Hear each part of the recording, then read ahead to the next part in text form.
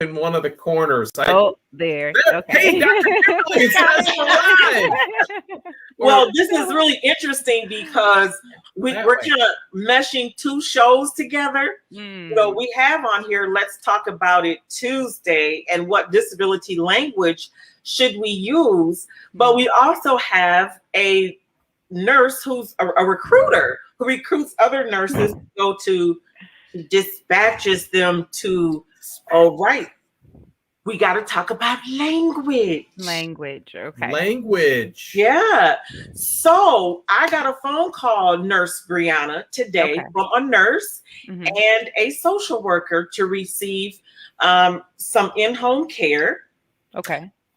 It's a new program with the VA, and it's called Direct Care. So if you are a veteran, please check with your social worker or your primary care to see if you qualify for this program. If you are in the Grand Rapids, Kent County area, you would call 616-249-5300, 616-249-5300, and check with your Wyoming CBOT.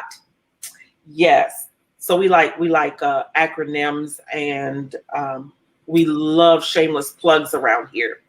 And so what the program does is that those persons who already receive in-home care can now receive care from a caregiver of their choosing, and it can be a family member. And so the language that the nurse used, she said, so how long have you been wheelchair bound? I'm not bound. Yes. And then she says, do you have an electric chair? I said, what? Electric chair. I'm just like, Nurse Briana, help us with this. So as you're recruiting nurses, and at each turn, I'm ma'am, nope, I'm not wheelchair bound. Ma'am, nope, it's not called an electric chair. And then she says, well, handy capable, ma'am, I'm just, well, what do you want us to call you? You can call me doctor. How about that? When I get up on my high horse and toot my own horn here, then you have to call me doctor. I'm sorry. I think it's challenging, though, as medical professionals try to use the correct verbiage in the workplace. We have lost, some of us, the ability to be sensitive in those conversations with our patients. And it's difficult to transition from one to the next conversation and still be politically correct. And so and what was the preference about the wheelchair? Was it the preference of a motorized wheelchair? Yeah, well, she asked me, did I use an electric chair? An electric chair is something that you use to kill someone who's committed a crime, and that's been their punishment. Government sanctioned murder, but that's a different topic. That's a different topic. Says our county commissioner. I follow the Pope when it comes to capital punishment, but that's a different topic. But it is, because it really is not politically correct. I'm going to jump there because I'm just going to say, my wife's a social worker, and I always anyways, it's person first. It's dignified language. Exactly. Because again, and I get political correctness, but that's an easy excuse to truly look. I mean, what you were starting to talk about, Briana, of patient care, true empathy. Not, we're not asking you to be a chaplain. We're simply asking you to treat folks. Because I'm just going to say, unfortunately, my mother-in-law passed away in May. I'm sorry. But man, she had some of the best nurses I have ever encountered who were just fantastic. And as she was slipping away, that's probably not the right technical term. I am not a doctor in any way, shape, or form. As she was transitioning, the nurse would come in and tell her what she was doing. She didn't talk to us, the family members. She talked to my mother-in-law and said, hey, Sue, I'm going to do A, B, and C. That's what's happening now. And that was just beautiful. Yes. And so that being said, it's like the conversation with Dr. Kimberly, there probably should be a set of lists. Before we went on the air, I'm sure there's a number of words that you wouldn't want me to refer to the three of you who appear to be female that I would like. Again, I don't even want to pull them out, from the 1950s. And there's probably folks that use them today. There's words related to like gal. Hey, gals. I think that is so disrespectful. And worse. But again, we think they're acceptable. Things that related to African Americans, Hispanics. Oh, absolutely. And again, what are relevant? Because it is like asking folks, like, how do you want me to refer to your disability? Well, if it's relevant, I'm a person who uses a wheelchair. I'm not wheelchair bound. No, right. Exactly. So Empress Bay, all the way from Texas, states that she's only had 2 great nurses out of the 80 that she's had. Oh, wow, I'm so sorry. Terrible. I apologize. Brianna, get on that. No, I apologize as a whole for the nursing profession. If she feels that we have failed her in any way imaginable, I want to apologize for that. And I know I probably wasn't even involved in that, of course, right? So nursing is a passion. It should be a career path for those people who are passionate about caring and truly meeting the needs of individuals, and not of any race or any type of discrimination, but just as one human race. And so that's how I feel a belief of a nurse or anyone of a healthcare professional should approach their career path, with those types of things in mind. And that is truly disheartening for me to hear that type of news, because I know the lengths that I go to make sure that my patients, and now my clinicians, because I'm working as a nurse recruiter, but I can't forget that I was once at the bedside, and everything that it has taught me in my interactions with other people. I'm just so sorry. I'm deeply saddened by that.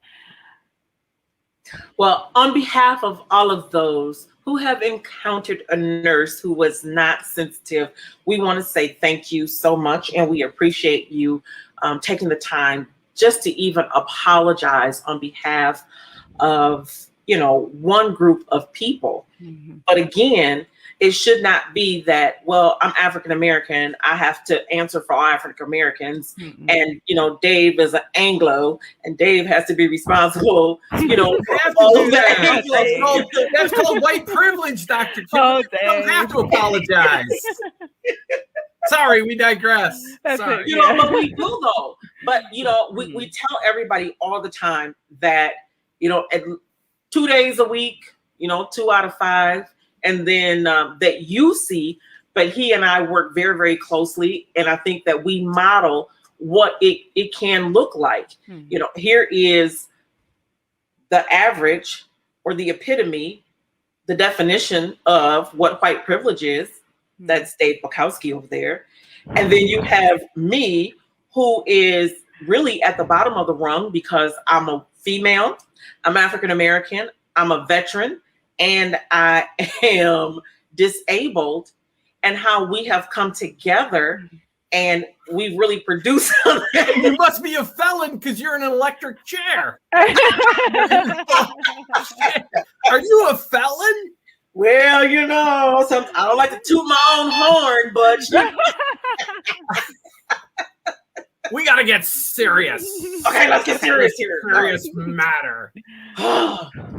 I have so many questions, and I'm gonna cut Dr. Kimberly off at the pass, because I don't know if you know this, Briana, but there's been a pandemic going on for 18 months. I don't know if you've heard about it. COVID-19, something like that. Closely with it, yes. Oh my goodness, how has that been just beating up the nursing profession? It's exhausting, to say the Talk about least. thoughts and prayers and all that to the nurses at the front lines. Yeah, the best meme, because I am up to date on my memes these days. The best meme, the best Priorities. We meme, all need okay, priorities. we all Absolutely. need, that I've seen this day, and it was very unnerving for me because it's a harsh reality of nursing, and I'm just looking at it from the nursing profession. We have to morph ourselves with every interaction that we have. And the best way that I described it in this meme was, um, they said, and I'm so sorry if I'm trying not to be offensive in this regard, right? But it's just the nature of the meme. Okay, we'll forgive you Exactly. in advance. They looked at their watch and, they had a moment of silence. Time of death was 11:59. Have a moment of silence. And then she goes out of the room and into the next room. She has to be like, "Hey, everything looks great. Let's get you out of here." And it's a certain reality that every nurse has to we have to morph, and with every interaction we can go from just pronouncing a patient's death to a complaining patient because their Sprite isn't ice cold, or and there's so many variables, right? There's so many Oh, variables, yeah. but it's just the harsh reality of every time the nurse has to put on this game face. And how many times can you do that before it truly affects you to your core?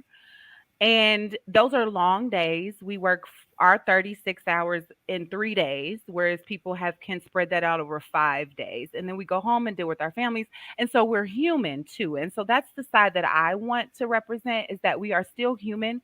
We have not lost our compassion for what it is that we do. But with COVID and everything that we've had to endure, we are exhausted. Exhausted. We're beat up. A lot of us have post traumatic stress disorder from all of the things that we've had to see and do and endure. And it's very tough. And these are just my own personal struggles that I can't explain to anyone who wasn't there. And I was also a travel nurse. And so being separated from having to leave my family now to go and serve, because that is truly what we are doing. By the time we come back, we still have to serve to our families who have missed us. And, we have this certain level of detachment from work because we've been there, we've been serving, and we feel like we should still be there because we've made the difference while we were there. But then it's time for us to rest and rejuvenate and to go back in it a second and third and fourth wave. I mean, it's just taxing. And so I can't stress enough the importance of wearing your mask and everything else that's going along with it, be it your choice if you choose to get vaccinated or not. Please just protect yourself in every regard, because nurses are tired. We are burnt out. And now that I'm sending these nurses out, we're helping the staff nurses who've been working COVID day in and day out, 60-hour, 70-hour weeks, and they're tired and they make mistakes. Things get lost. We can't be as personable as we would like to be because we just can't operate on all cylinders. And so, again, I still apologize for any lack of professionalism, because we do have a duty to remain professionals. We are healthcare professionals, and so we have to maintain professionalism at all times, but to humanize it and just to really verbalize what things people have struggled with. And I haven't struggled with nearly as many things as most people because I have a strong support system, but I also had to leave my child at home who was being homeschooled. So we have our struggles and our challenges, and we are really trying to work together and end this pandemic, truly. Well, you have all the way from the UP. Christina says, "Thank you, Briana, for being a nurse. #appreciated." Thank you. Thank you so much. You guys are going to make me cry. Should I have brought my tissues? You didn't want Yeah, on this show, you should, because you never know what you're going to talk about. You're going to cry with laughter and cry with unfortunate reality. Yeah. So how hard is it to recruit nurses today? That's challenging too, because then you don't really. We create a deficit sometimes because the staff nurses are like, well, hey, if I'm out here and I'm working 60 or 70 hours a week already, I might as well get paid for it, right? And so they leave the hospitals, which creates a deficit in our healthcare system, to get paid what they feel like we are truly worth for everything that we've had to sacrifice. And so it's been challenging. I mean, I have to be realistic and say, hey, this may not work for you, or no, this, I can't accept you into this position because, and knowing that another recruiter would, right? But I cannot accept you into this position because we really didn't feel a need for this hospital. We created one. And so we need you to just stay put. We know you're tired. We're coming to help you, but it's a struggle as well to get clinicians to go and do the right thing. So Vertanji, she is in Detroit. She says, thanks for your work in this season. I appreciate all nurses. And we have Dice Clark. Thanks. Salute to all the nurses. Thank you. Oh, salute. Thank you. So hopefully we can refresh you emotionally yes. around here. I think that's what I'm doing with this recruiting, right? It's been nice to be home and not have to pack or travel or go anywhere, but I still can make a difference in my own way. And so that's refreshing too for any nurse who may be tired or, burnt out. There's so many ways that you can help and still be nursing. So don't cut yourself short. All right.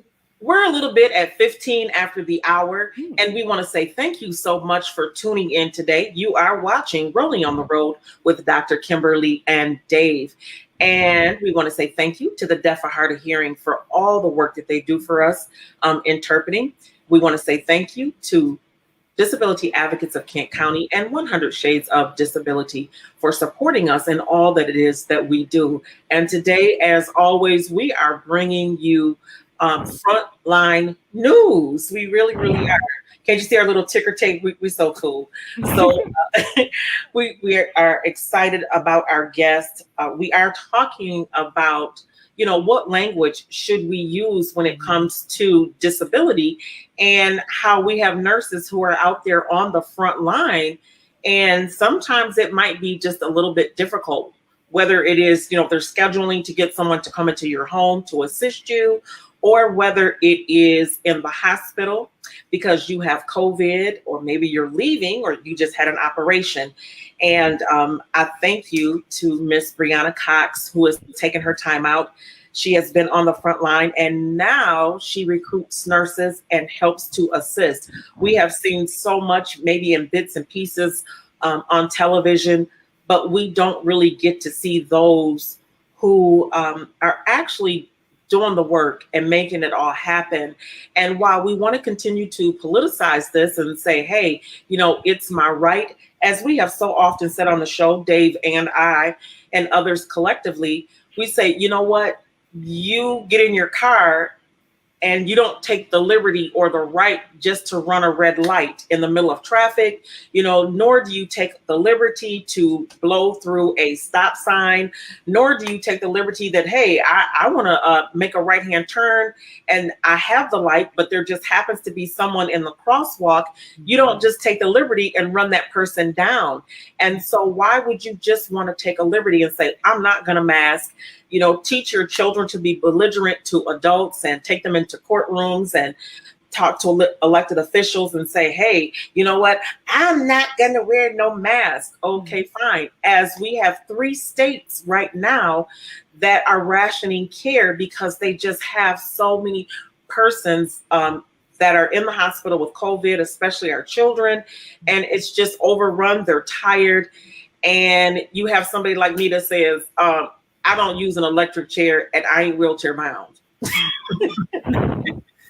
And not to minimize that, because that is very valid. It's like, I'm trying to live. Yeah, that is a very valid point. And again, I think we need to hone in on some of those terms on what we feel should be appropriate so that we can re-educate and tell people that this is what needs to change as it pertains to persons with disabilities and the language that we choose. But we do need to come up with some phrases. So come on, Dr. Kimberly, let's figure out what do you feel like would be acceptable? Or my favorite one, well, can't you just get up out the chair and walk? Just walk to wherever it is that you need to be. Well, ma'am, if I could do that, I would not be in this chair. But that is a common misnomer that there are some persons that use a wheelchair that are ambulatory. I do have some friends who have cerebral palsy and they have MS, and there are days where their body just They may walk Monday, Tuesday, and Wednesday, and they get up on Thursday, and their body says, "Hey, I am not going to function today." Mm-hmm. And you said, "What? Excuse me? You were just walking, 10 hours ago." And your body says, "No." The brain says, I can't compute. Danger, Will Robinson, danger, Will. And it's those assumptions because I'm laughing because we've been talking a bunch about Dr. Kimberly has helped many years in an event we do. We have a big comedy festival up here, Briana, on an annual basis called Laugh Fest. And we do an event within that called The Real and the Funny Side of Life with a Disability. And the quick story of one of the comedians, my favorite, is she's like Dr. Kimberly just explained, because of her disability, some days she's exhausted. She has to use a wheelchair. Some days she's with a cane, So one day she's in the liquor aisle at a store and she's in her wheelchair and she gets up and reaches the top shelf. And somebody at the end of the aisle says, "Oh my gosh, it's a miracle." And Megan goes, "I know, they had my brand." So this idea of, and we assume because, golly jeepers, I could imagine the assumptions that your colleagues that happen to be non-females as nurses, right? It's like, what? How come you're a nurse and you're a guy? Right? I mean, is that's still like talk about discrimination, right? Is that still happening out there? That's still a thing, but I don't think with our generation I think we're a little bit more open-minded to it. And so I think it's starting to become a little bit more acceptable with this generation. But before it was taboo, I agree. Yeah. It's like we get these weird, these neural ruts, it does not compute. And how do you jump out of that? So as a human race, we like to generalize people, right? We like to group people with our assumptions and our limitations as well.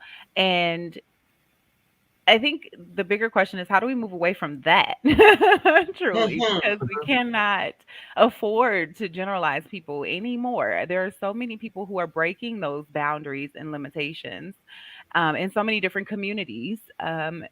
The transgender community, to be exact. There are so many people now with our generation that things are coming acceptable day and day and day. And so we need to grow with the times as we have done everything else. Well, Christina says, do you think it's because of ignorance or people becoming numb to our society? Oh, that's hard because people, as we like complacency too. We like to get comfortable in our little spots and our cozy little nests and have things our way, and we get used to that. So I don't know. I think we are a little bit of both. I think she's onto something. What do you say, Dave? I mean, yes, Dave. It is that, the word that comes to mind is laziness. That is it. Am I tired? Am I lazy? Am I just privileged? That my nurse said to me today, I have grown complacent because the people that I talk to don't seem to care one way or the other. So she said, it's been a long time since someone has challenged me or held me accountable for what it is that I'm saying and that I'm doing. And I need to make sure, even in my own complacency or feeling overwhelmed, that I definitely need to make sure I go back to basics and use the correct language. She says, you are right.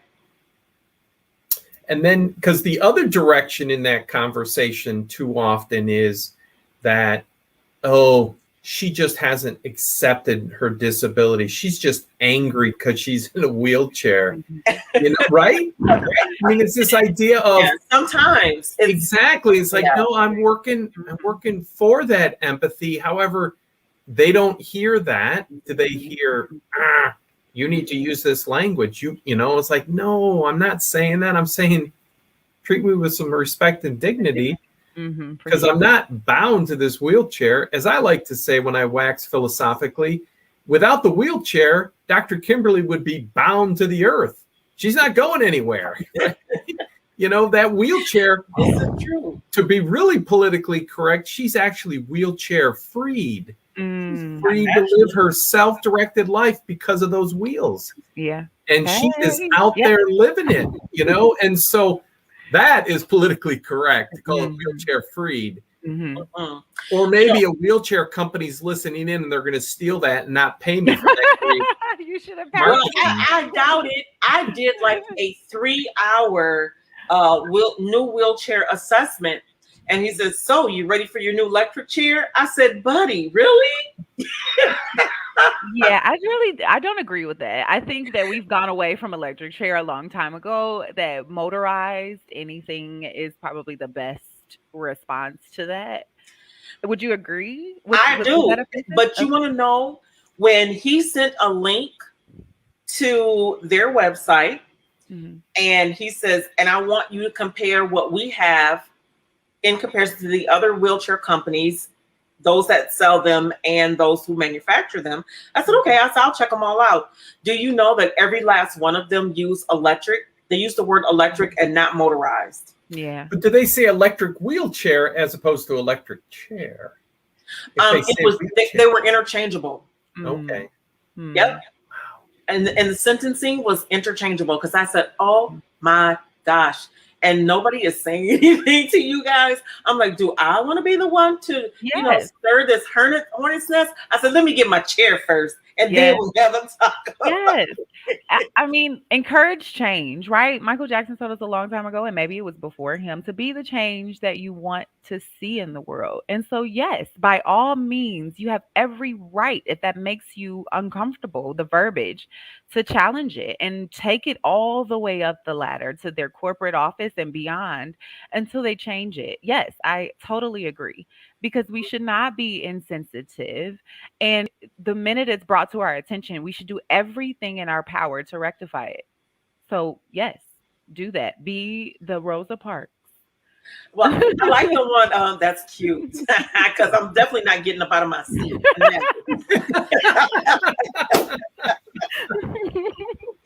Boy, we just having a great time with this today. It's a good thing. It's a good thing, especially for Tuesday and it's cloudy.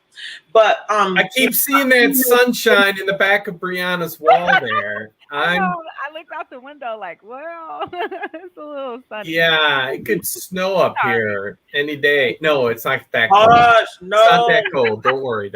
No, because our air conditioner is on like 10 today. And I'm like, why? But, the other word is that you're so handy capable. It's like, oh, what a good girl. You're just so wonderful. I do that to my dog. Don't call me that. Now, I'll be honest. So I recently suffered an injury. I was on my second tour in New York, which is what actually sat me down to recruit. And I broke my leg in three places on an electric or motorized scooter. Okay. Wow. And I flipped and became the patient. And it's not an easy task knowing, too, what's supposed to be happening on the opposite side.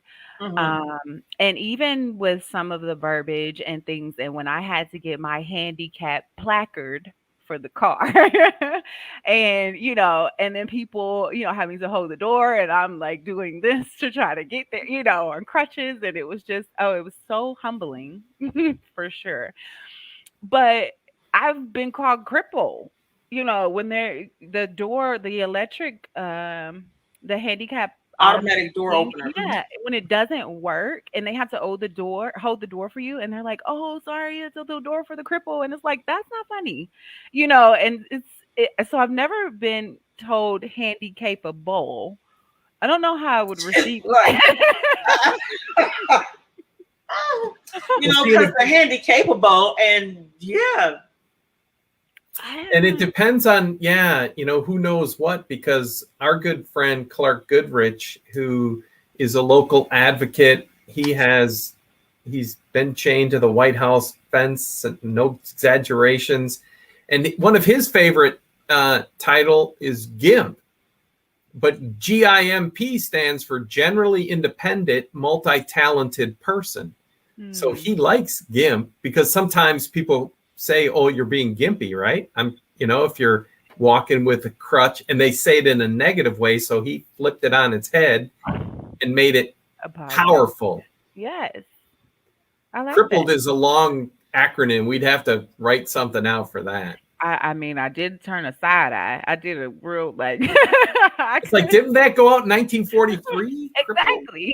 I mean, Crip Camp is an awesome documentary. Shameless plug for Crip Camp. Absolutely. But that, again, it was kind of that inside joke-ish to say this is Crip Camp, as opposed to people saying to Dr. Kimberly, oh, you're in a wheelchair, you should go to Crip Camp.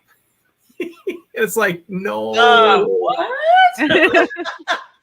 I still haven't got her to go glamping, but that's another episode, Brianna.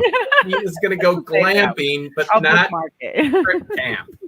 So, but it's anytime. I would definitely go to Crip Camp. Now, when I watched it, I was like, I want to go to Crip Camp. I want that guy right there to pick me up and put me something. Yes. He had an angle. Yeah. I mean, they just had the most buff guys, because back then they didn't have ramps and they didn't have accessible buses. And so it's like, oh, you're in a wheelchair? Big Buster came and said, I got you. I'm like, oh. I'm not capable. No. Yeah, I mean, but I think that I would have gone to Crip Camp, and I think that I would have felt comfortable. But I think it's just like the N word, where when you're that person of color, you can throw that around and you can say it, but you can't say it. So I think that if they can't say it, none of us should say it. Then it's not a good word for anybody. It's how I do feel about that. It's just not a good word. If everybody can't say it, then nobody needs to use it. How about that? But I don't know how I feel about that. That handy capable makes me feel like this. Like, oh, look at her. She came outside to play, and she even speaks well. I think we probably could get rid of the handy part of it, right? We could just chop that one off and just say you're capable and leave it at that. So Dave, as you're teaching, with Disability Advocates of Kent County, and you go to a corporation and you do, disability decorum training, what words are you giving them to use as it relates to those who have a physical disability and or an imperceivable disability?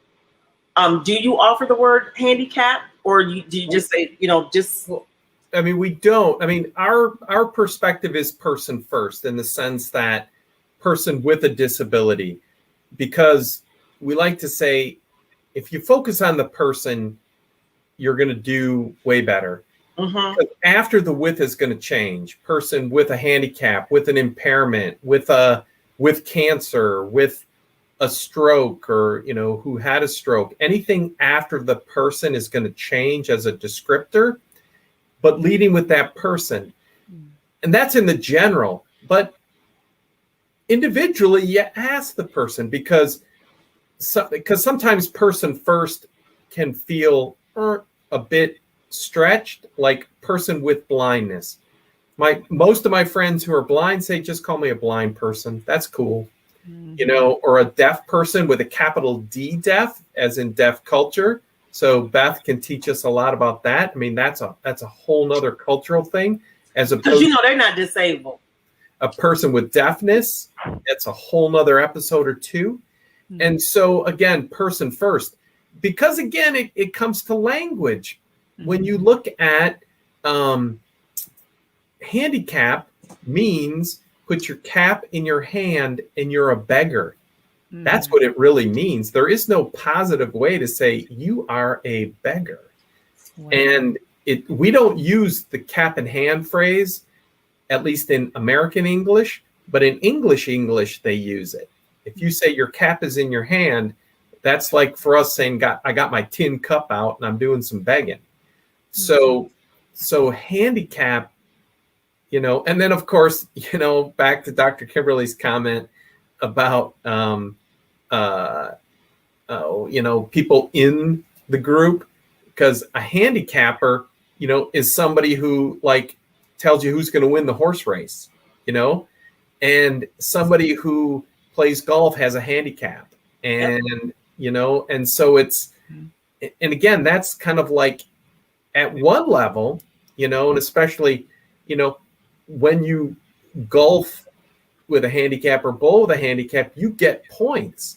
And so people often think of you get something for nothing, because you mentioned your accessible parking permit, Briana. There is very few things in America that get people's attention quicker than accessible parking. Mm-hmm. Everybody wants to park close to that front door. Mm-hmm. And like, who's worthy of it or not? And well, did you see it in the news? It was last week. There was a mother who took her son, who is a wheelchair user. He has cerebral palsy, and he's probably low on the spectrum. And they went to Disney. And so they have a side door for him to come out of. And they didn't have any more parking spaces left. So when they asked Disney how and where should they park, they gave them a sticker, told them they could take up 2 spots. So just come over enough on the next parking spot with 1 tire that will give you that space that, you get, because most people don't understand that even within the handicap parking, if you are ambulatory, you're not to park in the one that is for van accessible, because you need that space to be able to open the door and come out, whether you're in your manual chair or your motorized chair, to be able to get out. And that's the purpose of the striping, is to give you that extra space. So they gave them a note and told them to come over the white line a little bit so that nobody else would be able to come in and park. And then that way they had enough room to let the ramp down. She says that another guest wrote the nastiest note to her for taking up 2 parking spots. Mm-hmm. And she said when she got back to the car and saw it, she says, I just wanted to cry. And it's like the person didn't take the time to see that they had an authorization from Disney to be able to take that extra spot, because all the other spots had already been taken. They have a special lot, for those who need wheelchair accessibility, for them to be able to park, along with others who have a regular handicap sticker to park as well. But she just said, I can't believe the insensitivity of, we're all parking in the same space. Mm-hmm. And then it's obviously the stereotypes, because a similar thing happened here in Grand Rapids at the YMCA. Mm-hmm. There happens to be a person who uses a wheelchair who also drives a really nice convertible. And he parked it at the YMCA, and somebody didn't take the time to notice that his license plate had the little wheelie guy on it. Mm-hmm. And they wrote him a nasty note too about being a donkey of some variety for parking in the handicapped spot. And it's like, no. And so this stereotype, because I know Dr. Kimberly gets the stink eye sometimes because she drives a very nice vehicle, and it's like, what are you doing in that really nice vehicle? I mean, to say that people are limited to minivans because you have ugly old minivans. Yes, right. I got a minivan. And I'm sorry. I'm nothing against disclaimer out there. I'm ready for my disability. I got an ugly old minivan, Dr. Kimberly. But I mean, I think people, that goes back to our old, if you don't have anything nice to say, don't say it at all. And that goes for letters, love notes, tips, whatever, and people are just letting their true selves and their true ignorance come out and let it be seen by the world. And it's distasteful for starters, right? It's very offensive to those people who are just doing what they can to be able to move around. And it's nobody's business if I took up 2 parking spaces for any reason at all. And I shouldn't have to be subjected to your nasty verbiage in any form that it comes because I'm living my life, and I'm sorry that you get the stank eye too because you have a nice car. I do want to see what kind of car you have now though, but I mean, we had, speaking of the why, we were doing a training, took a group of great folks through so that they could see how wonderful the facility was set up for persons with all types of disabilities, whether it was cognitive, physical, mental, emotional.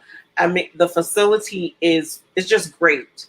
And so after we talked about languaging, we talked about decorum, and everyone was just, wow, so enlightened, wanted to give money. Everybody was excited. And so the first thing they did is, can we push you out, Dr. Kimberly? Oh, absolutely. So which bus is yours? I said, what do you mean, a bus? Because we have a paratransit system for persons with disabilities, and it's called the Go Bus. So there were some Go buses that were waiting. I said, oh, I'm not on the bus. I said, I'm over there. And so they said, well, we would love to push you to your car. And they rolled past a van. Is this you? No. Well, did someone drive you? I said, no. So they kept going. How far down? And so we're just going to go a little bit further. And when they got to my car, they used a few superlatives and was like, whoa, why and how are you in this?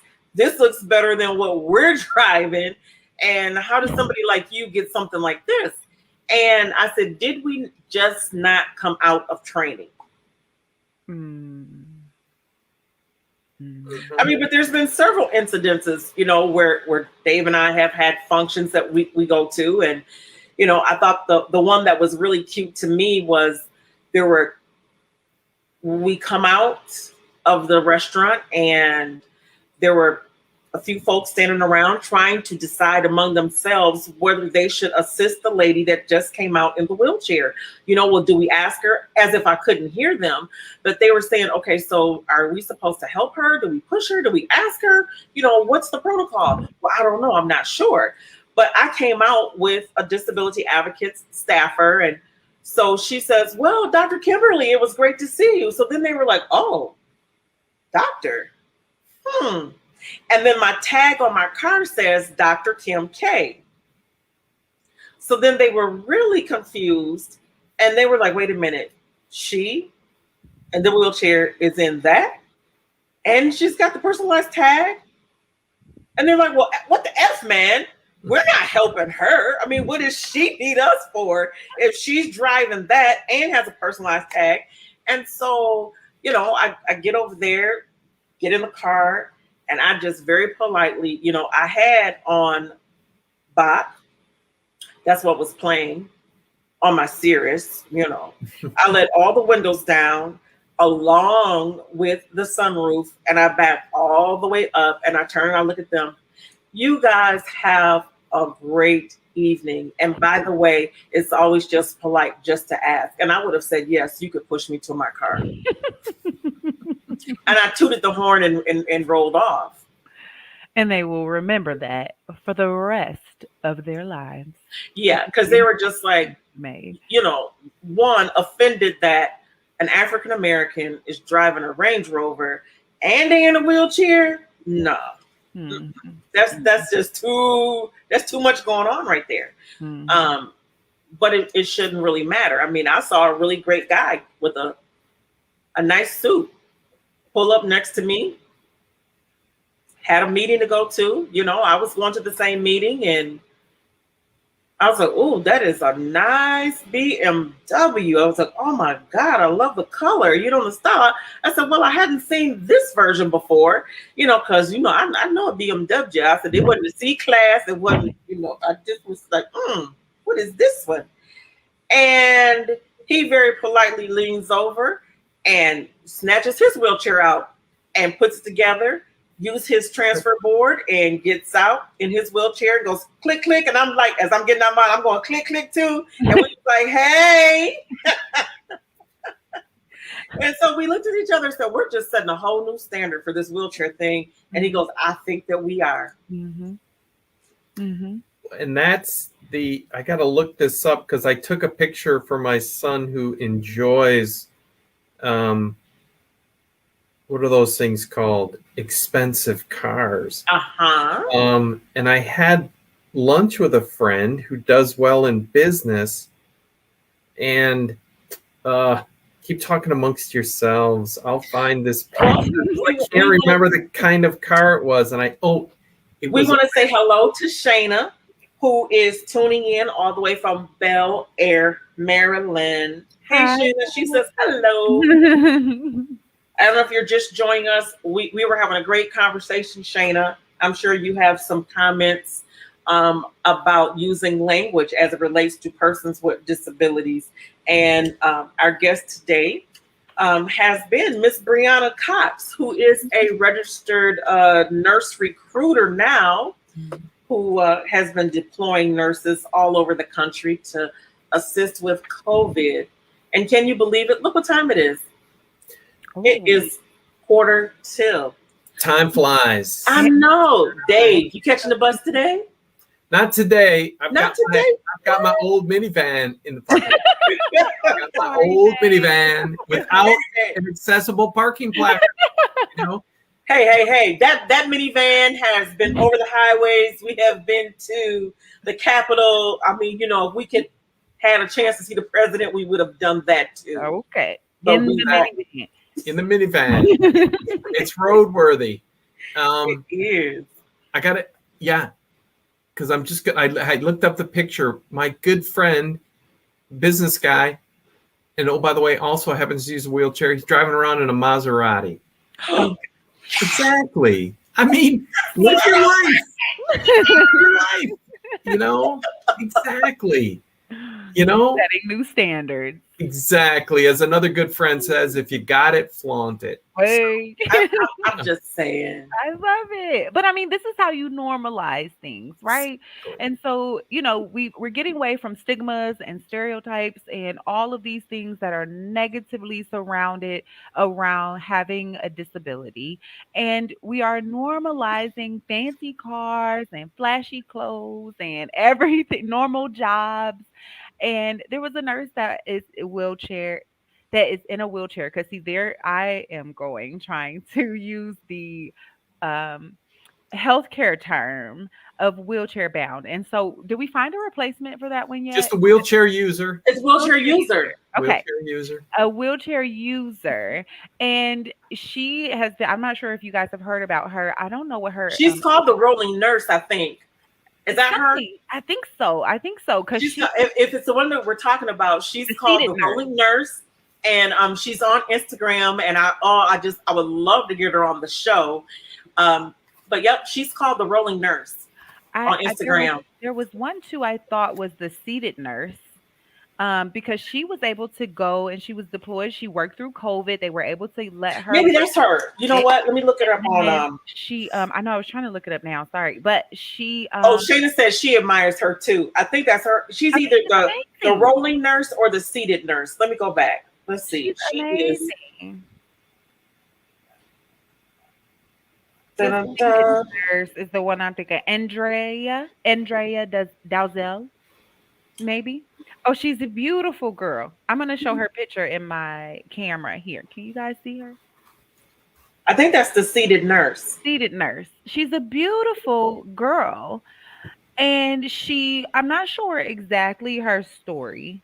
But I mean, oh yes, if you could get her, I'm sure she would do that. But she has been very verbal about her challenges as it pertains to obtaining a job as a nurse, as a seated nurse. And she's, we need to come up with verbiage as well. She's, all about that, advocating for new terms of endearment as it pertains to people with disabilities. Because, even as you said earlier, gal, their generations are moving on, and what we thought was just taboo in the past has now become more acceptable. And terms of endearment are constantly evolving as well. And so we just need to Mm-hmm. find some of those positive ones out there as it pertains to wheelchair users and persons with disabilities so that we can just normalize these conversations and terms, and they're not so offensive, and they don't hurt as at all. It shouldn't hurt at all to have a conversation with someone who has a disability. It should not. And I think she would be an excellent person that could come and speak to her experience and exposure, even as a professional working through COVID, but as a seated professional. Um, Amazing. I think yeah, she is. We're talking about the same person. She's called the seated nurse, is what she calls herself. And I have been watching her for a while, and I'm like, wow. Yeah. Her story is She right there. yes. Oh my God. And her spirit, her energy is so amazing. She's a beautiful person inside and out. And so are you, Dr. Kimberly. Just for me meeting you today and just having the sense of humor and personality that you have, I love it. And Dave, I'm not counting you out either. I love the energy on this platform is amazing. Thank you guys so much for having me. Well, thank you. And when you find some extra nurses, send them up to Marquette up in the UP. They need them. Noted. Marquette's going on the list as well as the Laugh Fest. You told me about the comedy. I like comedy, so Laugh Fest. Head to our YouTube. You'll see Dr. Kimberly there. Many years running. Yeah, I think they even last year was it in 20? Yeah, seems like that was 2020 because we missed 21. I mean, they just did a smaller virtual one. We were like one of their last events. Unfortunately, that was Wednesday, March 11th. I got a great memory for worthless information. Wednesday, March 11th, and then Friday the 13th, that's when they shut down for COVID of 2020. And so anyways, but we had fun. We're going to keep having fun, but that's kind of our perspective on life. That you've got to take it seriously. At the same time, you got to laugh. There's times to cry. There's times to laugh. Somebody said that in some book somewhere. There's a time for everything. I can't remember who said that. Well, if you're at a loss, they do say it in Ecclesiastes. Ecclesiastes. Some would say Kohelet. But we digress. Somewhere and Ecclesiastes, there's a time and a season to every season. So we are just so excited. So we want to say thank you so much for tuning into Rolling on the Road with Dr. Kimberly and Dave. Of course, everybody knows where we were today. We were in our southeast location down there in Georgia.